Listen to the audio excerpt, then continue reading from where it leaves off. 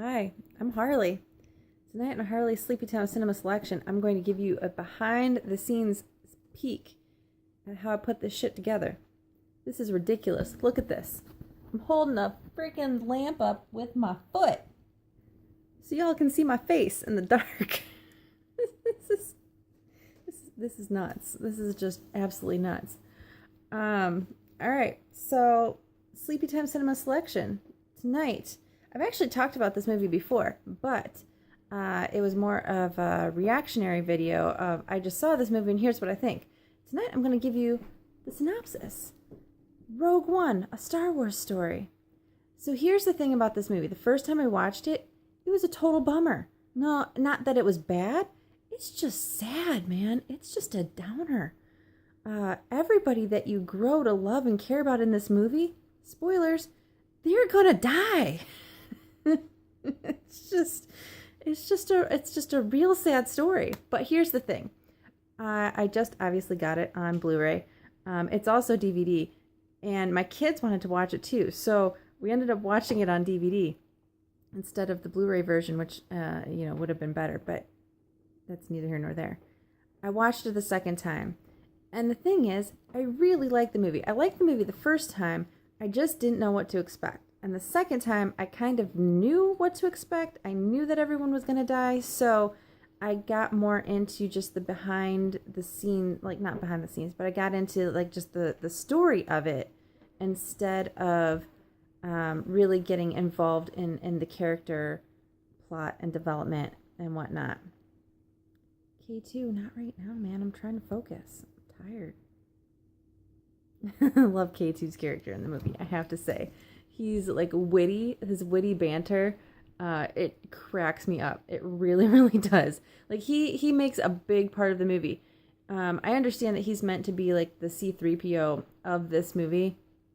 C-3PO is different. He's like pretentious funny.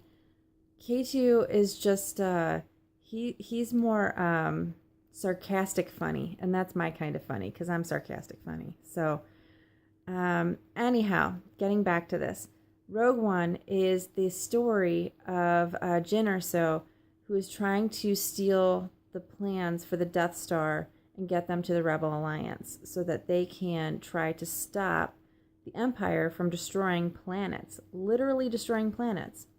This story takes place in between The Revenge of the Sith and A New Hope. And it's basically, we've always seen in A New Hope, Leia trying to get the Death Star plans to the Rebel base as she's been captured she's captured by Vader. And she sends the plans with R2-D2. So this movie, Rogue One, is how those plans get captured and how they get to Leia in the first place. Jyn Erso's father, Galen, is a brilliant engineer who is basically taken hostage by the Empire and told that he has to make this weapon. Now, it's a lot of kind of questions for me were answered in this movie because I always wondered, like, when you're in a war, and obviously I've never been in a war, I don't know really how it works, but I do ponder these things. When you're in a war, how do you determine if you're on the good side or the bad side? Is it more about being on the side that has the most power? What's your motivation for being involved in the side that you are involved in? And in this kind of thing, it's not for love of country because it's more galaxy. It's the strive for power of a whole galaxy, not just one planet. The Emperor wants to be the Emperor. He wants to rule everything. He's looking basically to be a human god, more or less. So this goes behind all of those things, and it kind of it brings together a lot of things. There are people involved in the Empire that just want to have power. They just want to have the recognition of being a part of the Empire. But then there's Galen, who really he sees this as his way of being involved for the rebels. Yes, he's building the Death Star, but he's going to stall it as much as he can. He builds it with the intention of having it being able to be destroyed quite easily. I mean, that was always kind of a question with the movies, is how can this thing be built and still be destroyed with literally one shot from Luke Skywalker's plane? So that was intentional. Galen built it so that it could be easily destroyed because he doesn't want it to work. So even though he works for the Empire, he's sort of been blackmailed into it because he's under the impression that his daughter may be in danger from the Empire. So he wants to make sure that he's protecting her. And he wants to make sure that he knows this is going to be built one way or another. So if he can be involved in it, maybe he can make a way for it to be stopped ultimately at some point, if not right off the bat. So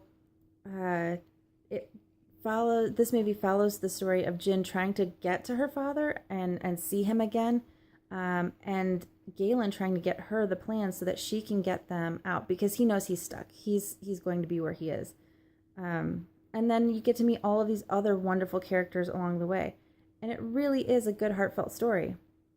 I feel like I've given away too much already, but if you're at all a fan of the Star Wars movies, I really feel like you'll like this movie if you can give it a chance.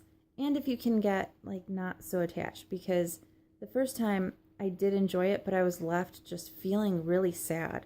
The second time I watched it, I actually did feel hopeful. And I think that's what they were going for ultimately, was to give you that sense of things have to get darkest before they can get light. And even with the Star Wars trilogy, Hope and Empire Strikes Back and Jedi, I mean, there's still a long, dark journey that has to happen before we get to that place of joy and fulfillment.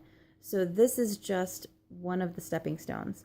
I hope you enjoy it. I did, and I'll talk to y'all soon. Have a good night, everybody.